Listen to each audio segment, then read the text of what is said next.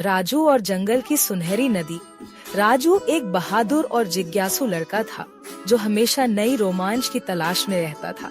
एक दिन उसने अपने दादा से सुना कि जंगल के बीचों बीच एक सुनहरी नदी बहती है, जिसके बारे में कहा जाता था कि जो भी उसे देखता है उसकी हर इच्छा पूरी हो जाती है।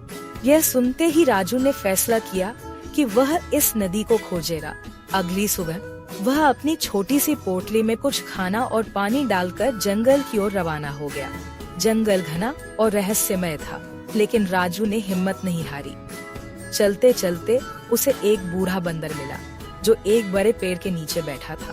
बंदर ने राजू को देखा और पूछा, कहाँ जा रहे हो छोटे दोस्त?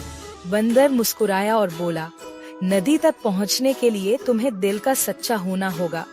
राजू ने सिर हिलाया और अपनी खोज जारी रखी।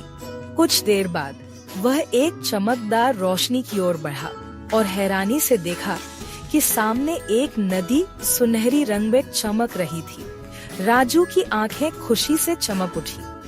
वह नदी के करीब पहुंचा और अपनी आंखें बंद करके कि मेरी सबसे बड़ी इच्छा है कि मैं अपने गांव को खुशी और शांति से भर दूं।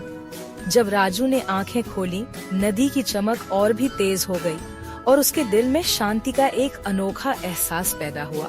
वह खुशी खुशी वापस गांव लौट आया और जल्द ही गांव में खुशियों की बहार आ गई।